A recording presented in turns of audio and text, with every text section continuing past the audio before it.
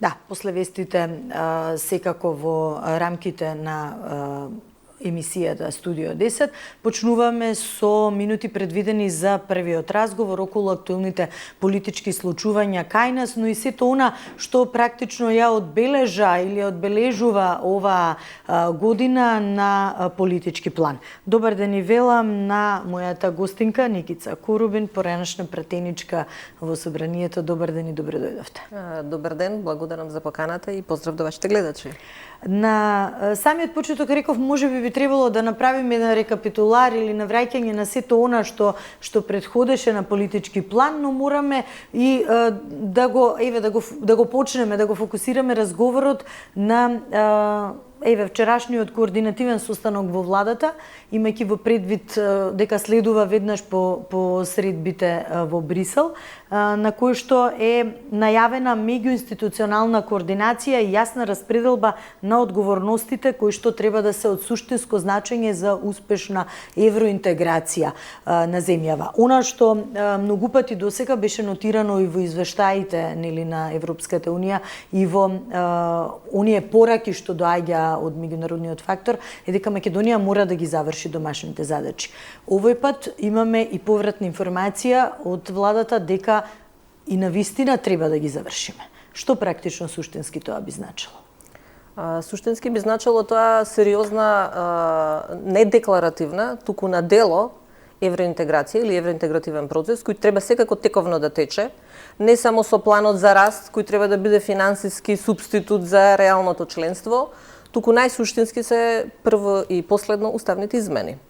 Значи, едно е како институционално функционираат и законското усогласување, меѓутоа суштинскиот почеток на преговорите значи отварање на поглавијата, а за да се отворат поглавијата, како што велат заклучоците на Советот на ЕУ и сега, тоа е истото повторено од 2022-2023 година, дека во моментот кога ќе се завршат единствената задача пред отварање на поглавијата, тоа се уставните измени, во истиот момент без дополнителна политичка одлука, што е исклучително значајно, исклучително битно, што значи дека ставот е унисон на сите земји членки на Европската унија, ние веднаш го започнуваме отварањето на поглавијата. Доколку нашата влада е искрена во тоа, се надевам дека ова нема да биде само пиар реклама, дека работиме ние и сме посветени еве и во недела, туку дека тоа значи пресврт и во нивните тврдења дека секогаш другиот е виновен. Знаете, ние се навикнавме низ годините да велиме дека ние сме тие што се исполнуваме и ги задоволуваме сите критериуми, вклучително дека сме подобри, нели се тврдеше дури од Албанија која речиси ги отвара сите поглави или ги отвори веќе сите поглавија, меѓутоа дека виновна е Европска унија, посебни услови за нас, посебни критериуми. Се надевам дека конечно е приземјена малку реториката и пореална и дека ова треба да го искористат некако пред новогодишен пиар, туку и пораките што се добиени, предпоставувам, и од самитот ЕУ Западен Балкан, и од Советот на Европската унија, а пораките се јасни, добрососедски односи, исполнување на договорите за добрососедство и пријателство со Бугарија и особено Преспанскиот договор, значи отварање на вратите, односно на отварање на поглавијата кон ЕУ, а особено пораката дека односно нашата влада, нашиот парламент, генерално нашата власт, знае што треба да прави. Знаеме и сите, впрочем. Така, имајќи во предвид дека една од последните пораки беше дека проширувањето на Европската унија кон Западен Балкан ќе биде исклучиво и ќе продолжи практично исклучиво во однос на индивидуалните заслуги и целосно почитување на меѓународните обврски, што веќе споменавме треба да се исполнат. Дополнително што и официјална Софија кажа дека нема билатерален спор или проблем со Македонија. Точно е. Не постои билатерален спор од 2022 година. До тогаш се разбира дека со самото вето имплицираше билатерални прашања кои беа разрешени во преговарачката рамка. Со преговарачката рамка, тоа е став на Европската унија. На крајот на криштата преговарачката рамка значи нешто што е пракса во нашиот устав, односно во преамбулата припадници се и други народи, така да може да биде и бугарскиот народ. Тие на крајот на криштата и преговарачката рамка ја формираа во однос на тоа што постои кај нас како држава, што може да биде применливо, да не биде премногу различно, да не биде премногу дискриминаторски, како што ние сакаме да имплицираме или сакаат да имплицираат тие што постојано ги кочат евроинтегративните процеси преку наоѓање изговори зошто не треба. исполнувањето на индивидуалните услови значи практично подобар живот за граѓаните овдека. Бидејќи условите кои ќе ги исполниме за зачленување во Европската унија, а тој процес најдобро и најбрзо и најтемелно ќе оди преку отварањето на поглавијата, значи всушност хармонизирање со не само со законодавството, туку и добрите пракси на земјите на Европската унија, кои особено во овие променети геополитички услови означува малтене единствена или една од ретките демократски заедници или демократски начин на живот. А ние овдека постојано велиме дека сакаме подобрување на животот, сакаме чист воздух, во овој период најактуелно сите наши барања во основа се демократски барања. Вие можете да имате демократски барања само во демократско општество, а такво обкружување е само Европската унија. Така. Она што можеби од оваа временска сега дистанца би требало да го изанализираме, имајќи ги во предвид и оние рокови што се даваа за уставните измени, па се одолговлекува и така натаму. Кога може да се очекуваат и на кој начин да се донесат, за да се откочи практично тој процес и таа сага што предолго трае, премногу време за нас. Знаете, процесот е закочен од нас самите. Односно, процесот е закочен од самите политички елити. Процесот е закочен од ВМРО ДПМН кога беше опозиција, таа беше предводникот на протестите против преговарачката рамка. Сето тоа го во самата предизборна кампања од против преговарачката рамка беше ќе ја репреговараме преговарачката рамка, значи ја ублажи реториката уште во предизборната кампања, таа не настапи во предизборната кампања дека нас Европска унија не ни треба, туку дека ние можеме да ги промениме условите за влез во Европската унија, па се сеќавате овие веќе речиси 4 години какви имавме лавирање на самите ставови од репреговарање на преговарачка рамка до уставни измени со одложено дејство. Па на крајот да завршиме, да финишираме со барања или со изедначување на обврската за нас со барање на наши обврски кои треба да ги исполни во случајов Бугарија, што е флагрантно кршење на нашиот устав, бидејќи нашиот устав вели дека не смееме да се мешаме во внатрешните работи на соседните држави и тоа е една од придобивките на Преспанскиот договор, придобивките или она што е прифатено во самиот Преспански договор. Знаете, кога ќе создадете една ситуација на би рекла и спинување и манипулирање на јавноста, вас ви е тешко да се извлечете од таа ситуација. Меѓутоа, стратешки интерес е членството во Европската унија, стратешки интерес е почитувањето и на Преспанскиот договор кој сега е повторно влезен и нагласен и во официјалните документи на Европската унија, меѓутоа и во официјалните документи на Соединетите американски држави, кои да не заборавиме, од власта беа нагласени и акцентирани како стратешки партнери, меѓутоа некако не им се допаѓа изгледа оваа нивна најнова не реторика, туку законска обврска што ја усвои Конгресот и Сенатот во однос на позиционирањето на земјите на Западниот Балкан кон Европската унија. Кога треба да се извлечете сега од таа реторика, бидејќи прашање е на пиар извлекување од таа реторика, а не на постапување или не постапување, тогаш не треба да одбиваат, според мене, сопки од никого. А највеќе не сме да добиваат сопки од опозицијските партии, дуи и не добиваат сопки од нив, можеби ќе го коментираме и тој дел, особено ова се однесува на СДСМ, каде што според мене е крајно неодговорно во ситуација на само блокиран евроинтегративен процес, вие да ја повикувате ВМРО ДПМН во дело да го спроведе тоа што манипулативно реторички, а знаат и тие дека го кажувала за време на предизборната кампања во однос на Преспанскиот договор, особено во однос на Преспанскиот договор, кој не може ни според членот, ни според содржината, ни според суштината да се раскине, и повикување на акти кои секако не биле во интерес на евроинтеграцијата. Со други зборови кажано, ако премиерот употребува Република Северна Македонија, што е уставното име, тоа треба да се поздрави, а не да се исмева и да се критикува и да се повикува да постапите сега, ајде вие, тоа го велевте. Особено некога, јас тоа би го рекла, после битка сите се генерали.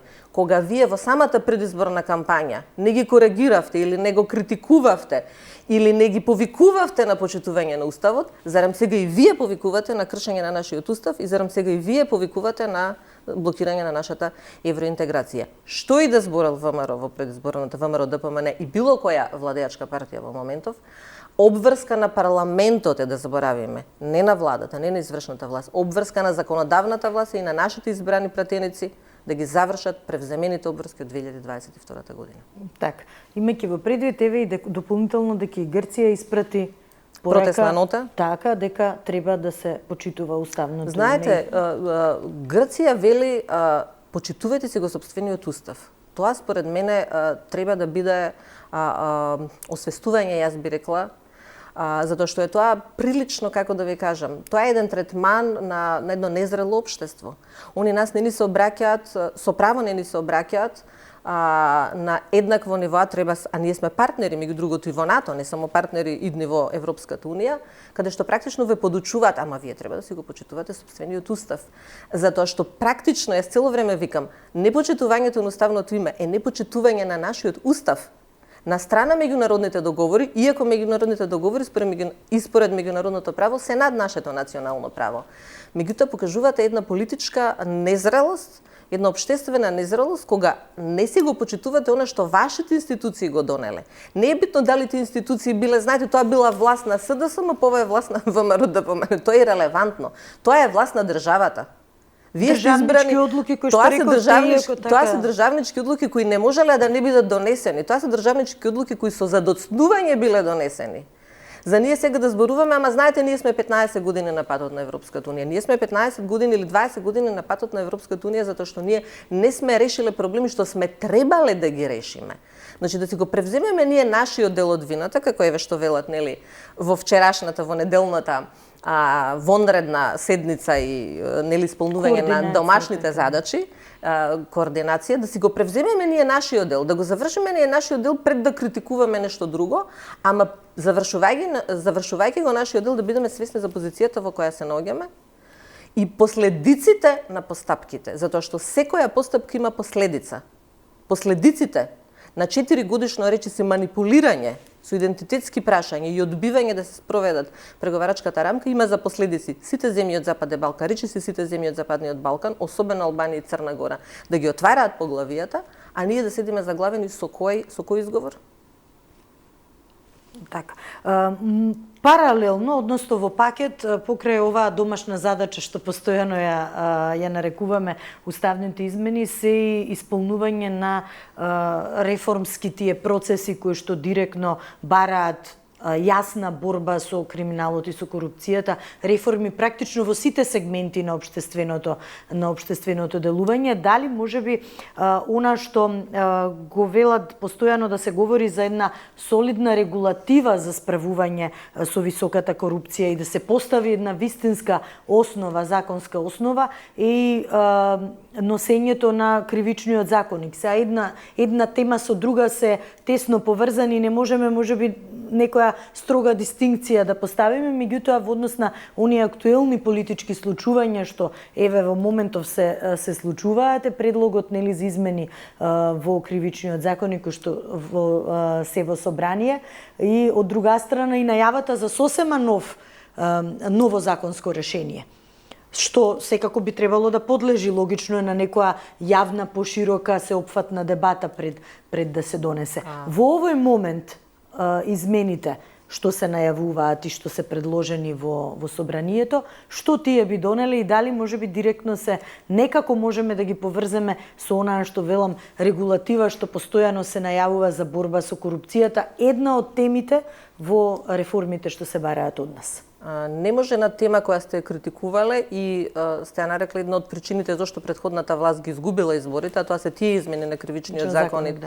Пред колку време веќе поминаа неколку години, кое се сосема доволно време да се напише нов кривичен законник и не може во процес кога вие велите дека пишуваме ние нов кривичен закон, текст, ние да правиме измени на постоечкиот.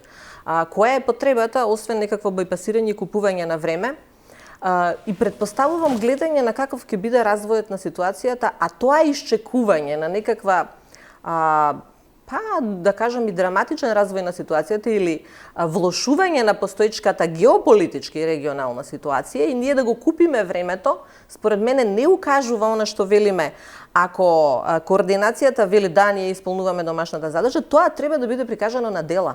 Делата е какви вие реформски процеси водите, суштински реформски процеси. Измена на закон никогаш не е, на постоечки закон никогаш не е суштински реформски процес, доколку вие сте утврдиле дека треба, не само што сте утврдиле, него вие имате и цела работна група и нов текст на кривичен закон. Тоа не е реформски процес. Реформски процес доколку го терате она што е суштинската промена. Ова повеќе личи на купување на време, меѓутоа ние постојано се занимаваме со некакво купување на време. Од почеток на оваа власт, речиси веќе 2 години, не имаме купување на време. Заемот од Унгарија е купување на време. Купувањето на време беше до локалните избори, бајпасирање финансиско на она што ќе недостасува финансиски со некаква се изгубена времена ЕУ перспектива. Затоа што земја членка за Европската Унија и членка на Европската Унија и земја која ги блокирала процесите, има различен економски потенцијал и за странските инвеститори. И различна позиција. Вие не може да привлечете и странски инвеститори, вие не може ни да развивате економија од позиција на земја која е блокирана и земја која има перспективи која ќе биде утре членка на Европска Унија. И вие тоа треба да го бајпасирате со различни заеми. Сите финансиски заеми или сите чекори од 2024 година од парламентарните избори е некакво купување на време. И сега ние тоа го толкувавме, се сеќавате во изминатите емисии, како купување на време. Па ајде нека поминат локалните избори, па ајде нека поминат изборите партиски во ВМРО ДПМН, затоа што кај нас партиските избори се секогаш над изборите во самиот систем. Што укажува на тоа дека предпоставувам нашата власт, како што и во изборите на граѓаните им се обрати дека не, Европската Унија за нас е приоритет, така се обраќа и на земјите членки на Европската Унија, така се обраќа и на евродипломатите и предпоставувам бара некое време за консолидирање. Бидејќи се консолидираа, предпоставувам, доволно добро, бидејќи имаат апсолутно мнозинство и во парламентот, имаат мнозинство, имаат и локална власт 90% во нивни раци, што би се рекло. Јас мислам дека идеално време за уставните измени, веќе ништо не ги кочи да го демонстрираат она што го велат, треба уставни измени да се направат и треба да се одблокира процесот. Меѓутоа, постапките на критични елементи како што е кривичниот закон покажуваат нешто друго. Така, и во услови кога веќе 11 месеци, колку беше од кога министерот најави дека има ново законско решение што чека. Јас мислам дека министерот веќе начека готово законско решение кога дојде. Кој што добро чекаше мислење од Европската комисија, ајде да се согласи, меѓутоа сепак сега да се носат измени. Така е, која е идејата на носење на измени кои секако би биле, предпоставувам, нотирани и во новото законско решение, и кога е ново законско решение, ако вие наметнувате некаков нов концепт, тој нов концепт би опфатил се, затоа што вие ќе ги направите сега измените на кривичниот закон, вие секако не може во наредните 6 месеци или 12 месеци да очекувате ново законско решение, затоа што тогаш па тоа би било несериозно. Зошто сте правеле? Како некој привремено што велите некој байпас решение, како велат за одговорност во над 200 случаи на криминал за да се спречи евентуална амнестија. Тоа е уште полошо, зошто? Затоа што вие не може да го прилагодувате законското решение на конкретни случаи, затоа што тоа во основа е дискриминаторски акт. Законското решение не се прави за да опфати еден или друг случај, туку законското решение постои како основа, како темел по кој ќе постапуваат судската обвинителската фела во самите случаи, значи кои се во било кој судски процес. Вие не може да правите адхок решение за да задоволите некаква политичка волја. Вие доколку имате случај, нели, ситуација на застареност, па тоа беше и со претходните измени на кривичниот закон, каде што се овозможи практично политичко влијание на постоечки судски процеси. И тоа беше еден вид на интервенционизам недозволен на законодавната власт на влијание на актуелни тековни предмети. Сега вие велите кога веќе сте направиле едно салто мортале тогаш, сега велите ама да сега не да ги заштитиме овие. Кои овие? Значи нема некои што некои што смеат и мораат да застарат, а некои што не смеат да застарат. Ме разбирате, таква дискриминаторска позиција или таква фаворизирачка позиција е токму она што не смее да се случува во едно демократско општество и токму за тоа не смее да служи ниту една измена на закон, а особено не на кривичен закон. Така, во меѓувреме би сакала во делот на судството и правосудството нешто што не, постојано се нотира и во извештаите и ветингот веќе да не споменуваме, остана мислам дека само како да провејува така како некоја идеја што на крајот од денот остана нереализирана. Споредувавме нели со Албанија како се спроведува таму, кога бевме во пакет на патот кон Европската унија, можеби работи кои што се прават и треба да се направат во однос на реформите.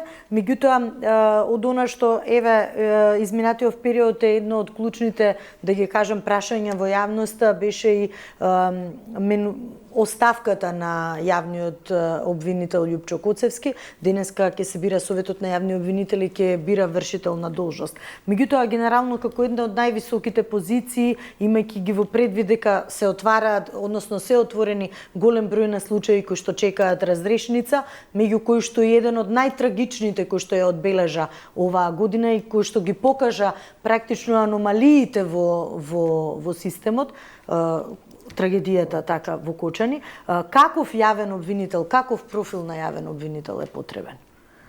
Секогаш е истиот одговор. Јавен обвинител кој ќе биде независен и кој нема да трпи никакви политички влијанија, меѓутоа за да не трпи политички влијанија, никој не треба и да влијае на работата на обвинителот и јавно да го прозива на овој или оној начин. Истиот совет на јавни обвинители кој денеска ќе бира вд јавен обвинител не даде позитивно мислење за промена на овој обвинител. И кога вие имате законско решение каде што барате мислење од Советот на јавни обвинители, едно тело кој треба само по себе да биде независно, без разлика што обвинителската фела, за разлика од судската власт е независна според нашиот устав, обвинителската е дел на еден начин од извршната власт, но сепак е одделена од влијанијата или директните одлуки што треба врзнев да ги врши или потенцијален притисок, дали премиер, дали министер. Недавањето на позитивен одговор, зашто дека тие не се согласуваат со промената што ја направи и одлуката на владата и промената што ја направи собранието. Вие како бројка имате бројка да го смените јавниот обвинител, не е проблем. Вие тоа треба да го направите базирано на докази и факти, вие тоа треба да го направите базирано на на кајот на кришата и на некакво си негативно мислење. Притисокот врз постоечкиот јавен обвинител, ако се сеќавате, и приказната за притисокот врз него почна уште пред трагедијата во Кочани. Таа беше запрена, замрзната поради трагедијата во Кочани. Меѓутоа, вие во ситуација каде што тоа не е единствен случај, се разбира, е прилично чувствителен, според мене не толку сложен колку што сакаат да го представат од кривичен аспект, и трпи огромно политичко влијание самиот случај, самиот судски процес. И вие кога имате ситуација на обвинител кој знае дека на еден начин ќе биде сменет, па е оставен времено да ја заврши задачата, па го подготвува обвинителниот акт кој наидува на многу големи критики од поголемиот дел од одбраната и голем дел од стручната јавност во смисла на комплицирање на ситуација која не треба да биде комплицирана со цел на зацкривање на некакви си делови кои треба да бидат експлицитни и јавни, и сега кога ја завршува таа задача, да сега завршиме задачата со менувањето. Тоа вас ви сугерира една политичка партократска промена на обвинителот. Не е проблем да го заврши тоа, да го смени собранието. Проблем е начинот на кој се врши и контекстот во кој се врши оваа цела година. Во кој што јавноста не може да суди дали обвинителот е сменет за тоа што не ги извршува задачите или за тоа што не ги извршува партиските или политиканските или политичкото влијание, кое предпоставувам дека треба според некого да биде или да произлегува од обвинителот. Компромитацијата на целиот процес околу смената на обвинителот ја прави самата власт. Пресретнувањето со оставката во очи на разгледувањето Пресретнувањето со оставката е единственото нешто што може да го направи, предпоставувам, човек кој сака да се задржи некаква си личен интегритет. Едноставно немате вие никакво друго оружје, знаете дека ќе бидете сменети бидејќи не се слуша мислењето, а законски постои на Советот на јавни обвинители, имате во парламентот пратеници кои ќе гласаат за тоа и единствено што може да го направите е на тој начин да предпоставувам да одговорите на очигледно многу поголемата моќ која стои од другата страна. Така. Добро, многу работи се во делот, еве ако почнеме со судство, меѓутоа имаме и уште голем број на прашања што сега се актуелни во моментов, а не би сакала да ги одминеме, а тоа е обвинувањето на релација власт опозиција власт, повеќе би рекла, околу тие резолуции за мигрантите. Резолуција на опозицијската СДСМ контра резолуција на власта или како и да ги анализираме, меѓутоа голема фама се крена во јавноста и големо внимание се даде конкретно на ова прашање, особено по објавувањето на написите во британските медиуми. Сега она што можеби во моментот беше актуелно е дека опозицијската СДСМ ја оспори до Уставниот суд резолуцијата на власта, но пак резолуцијата на власта наметнува овде еден друг момент што треба да го изанализираме, а тоа е моментот на тоа дека не треба да се разговара, еве да речам, за оваа тема, односно ширење на некои лажни вести што како ги нарекуваат околу темата мигранти. Па знаете, прво резолуција на СДСМ не постоеше, бидејќи во собрание немаше таков текст, значи ти има некој документ кој си го само нарекува резолуција, јавноста не го виде. Значи, ако немате формален документ, не може да го наречете резолуција, остана енигма зашто тие не го подадоа како документ во собранието. Резолуција од страна на ВМРО ДПМН, нивната пратеничка група или целата коалиција имаше и таа е изгласана. И таа е проблематична, меѓутоа она што за мене е попроблематично, прво слободата на говорот е загарантирана со Уставот и нема тема која не смее да биде окарактеризирана како нешто што е неподобно, еве да се збори за него. Меѓутоа многу ми е индикативно и интересно она што вели ВМРО во самата резолуција, односно тоа веќе не е резолуција на ВМРО ДПМН, се разбира таа изгласана резолуција, против манипулациите на опозицијата. Па тогаш мислам дека опозицијата треба да поднесе резолуција против манипулациите на ВМРО ДПМН во однос на преговарачката рамка. И во однос на можноста за репреговарање на преговарачката рамка, бидејќи за разлика од резолуцијата за мигрантите, оваа директно ја кочи државата 4 години. Затоа што ако не сте имале позиција за репреговарање на преговарачката рамка, а сте ја манипулирале јавноста дека може да се водат такви преговори со Европската унија, зарем тоа не е поинтересна тема за СДСМ да и се обрати на ВМРО ДПМН по тоа прашање отколку по прашањето на мигрантите и при тоа да се обрати по прашањето на мигрантите со ширење на една за мене прилично опасна ксенофобија, што е нетипично ниту од левичарска, ниту од социјалдемократска партија, каде што каква и да имате вие потенцијална, еве да кажеме тие нарекуваат опасност од доаѓање на емигранти од трети земји или аранжман со Обединетото кралство со Велика Британија, тогаш вие треба да се обратите или да информирате јавност или да се обратите во парламентот аргументирано и со факти, а не врз база на емоции и на мобилизирање на јавноста на прашање на антимигрантска политика. Се е тука погрешно. Прво, погрешна е темата.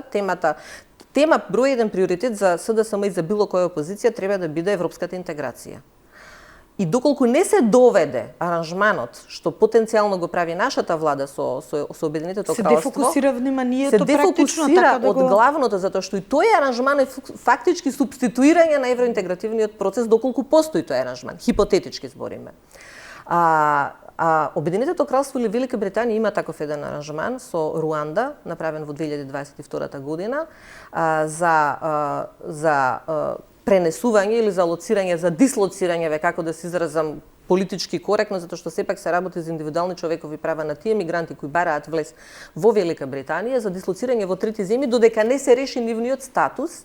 Тој договор е суспендиран од Уставниот суд на Велика Британија токму по прашање на човековите права во трети земји на тие мигранти. Значи, според мене, главниот проблем е дали тие луѓе, што би биле хипотетички овдека дислоцирани, тие не сакаат да бидат кај нас. Тие сакаат да бидат во Велика Британија или во земји на Европската унија. Тие ќе чекаат аранжман, односно ќе го чекаат решавањето на сопствениот статус во Велика Британија, кој може да биде прифатен или може да биде одбиен. Доколку биде одбиен, тогаш тие остануваат во земја во која не сакаат да останат.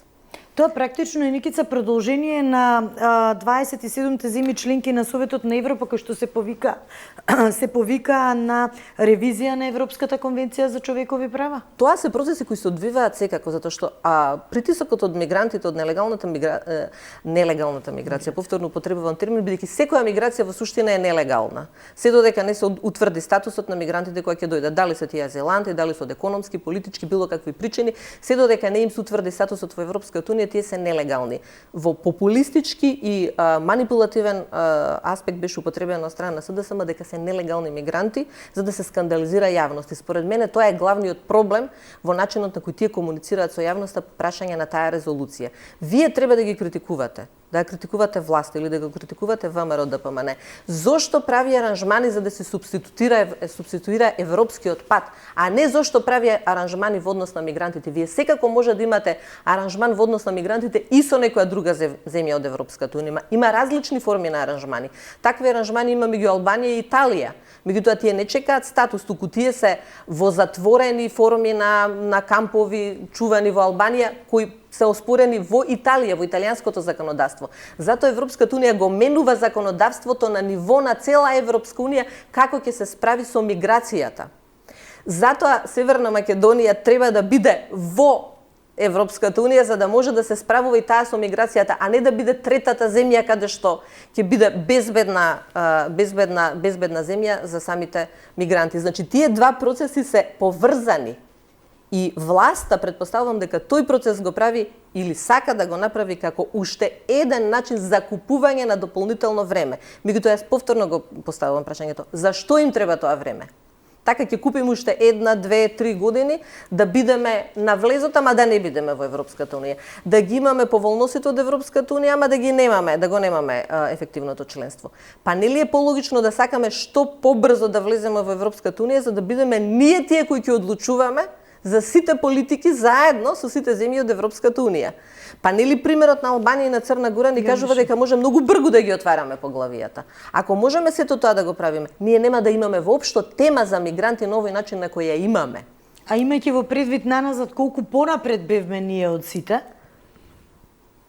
тогаш дали бевме или не бевме понапред, добро, да, во некои делови сме во самото функционирање. Имајќи предвид колку брзо го поминавме скринингот и колку успешно го поминавме скринингот. Никој тоа не го говори.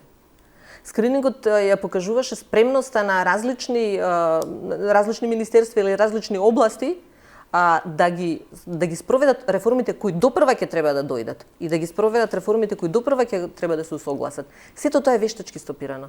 И вие треба постојано да укажувате на тоа вештачко стопирање од страна на власта, а не да ги таргетирате нивните решенија. Ме разбирате, на тој начин вие помагате на власта постојано да држи Македонија надвор од европскиот пат. Со тоа што влегувате во теми во кои ќе окупираат јавноста, ама ќе окупираат јавноста со страф. Вие ќе развиете уште една фобија. Значи, ние покрај фобијата дека бугарите ќе ни го земат идентитетот, сега имаме фобија дека мигрантите ќе ни ја земат државата. Ме разбирате? Државата ќе се претвори во мигрантски камп ќе се претвори. Ќе актуализира постојано отворени прашања да што. Значи, вие на тој начин практично развивате фобија и кон сите граѓани кои во моментов доаѓаат во најрегуларен режим во Македонија преку различни агенции за вработување, со кои се пополнува недостатокот од работна сила, а има недостаток од работна сила бидејќи луѓето емигрираат во земјите на Европската унија, која нели не е добра за нас да влеземе во неа.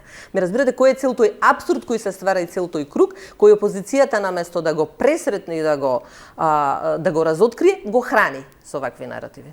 Така, дополнително што нели самиот влез во Европската унија ќе донесе и подобар квалитет на живот општо на граѓаните, нешто што можеби ќе ги наречеме европски стандарди, но бараат и поголема нели и регулатива, но и контролен механизам за сето она како се реализира. Ќе доведе поголем механизам, поголем контролен механизам буквално во сите сфери кои сега се слабо кај нас.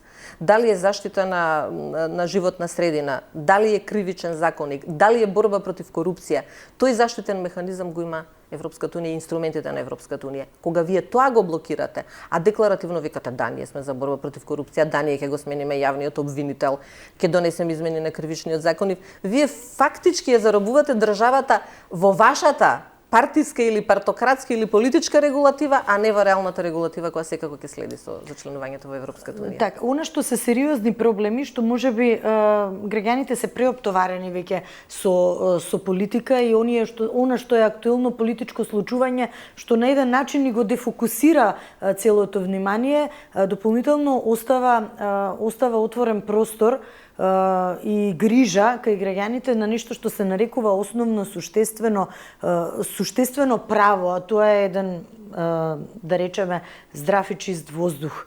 Значи, ние сме соочени генерално со проблеми во сите сегменти, дали во областа на здравството, дали во областа на образованието, во економијата, не знам, мислам дека и нема практично сегмент од општественото живење кој што директно не е засегнат. Меѓутоа, ако вака ги гледаме сега генерално као заокружување на една година што изминува, можни ли се брзо поместувања?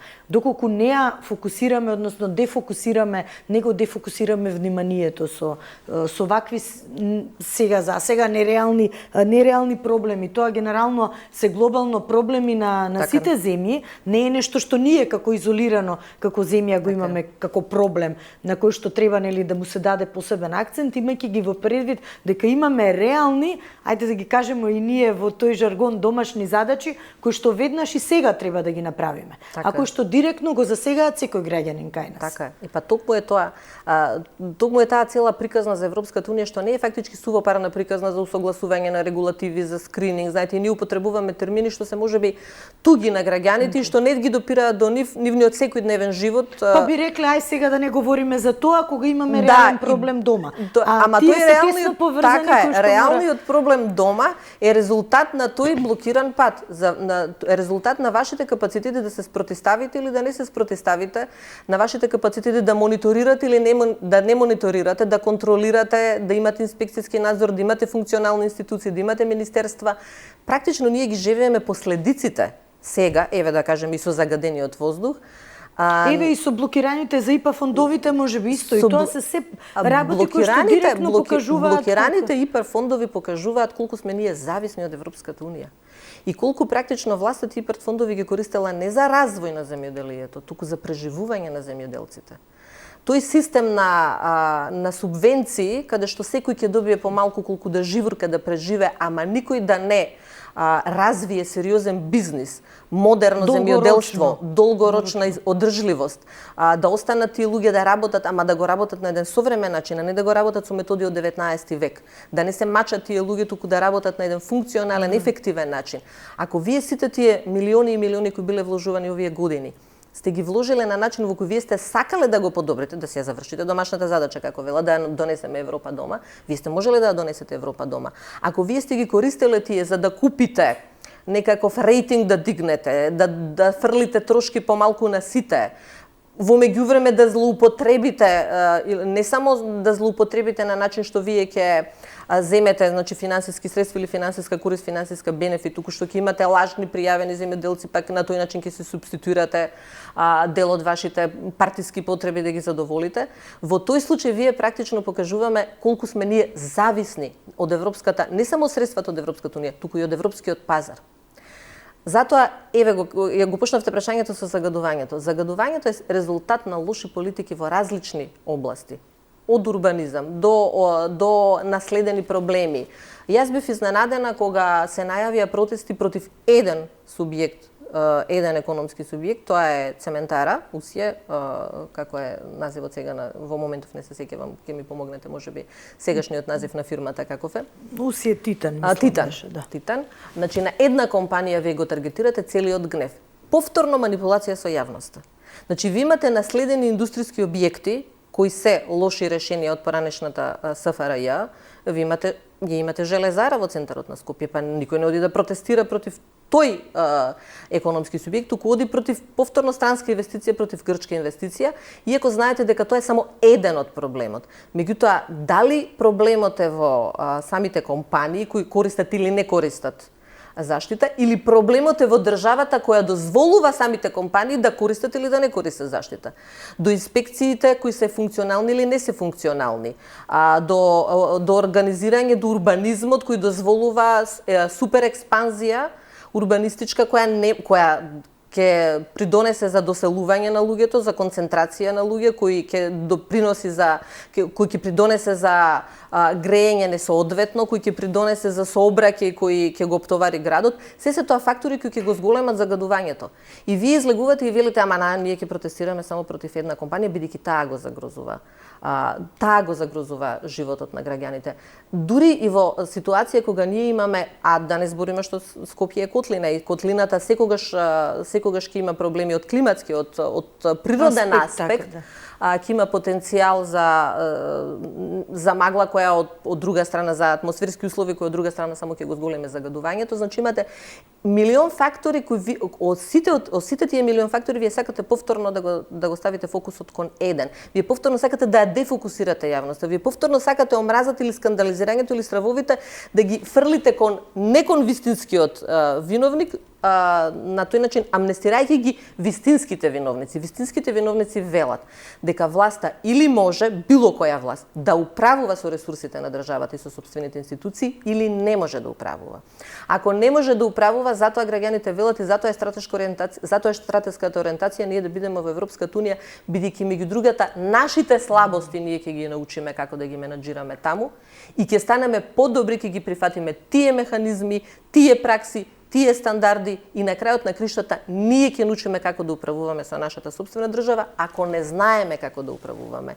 И затоа колку и да изгледа апстрактно да се внесат бугарите во уставот и да ги завршиме уставните измени, тоа е суштината за каков живот ние ќе живееме и дали сакаме да го живееме овој живот понатаму. Затоа што практично ние може да се дефокусираме, ќе протестираме пред Титанусија, ќе завршат тие протести, ќе дојдат новогодишните празници, ќе поминат новогодишните празници, ќе останеме со истите проблеми.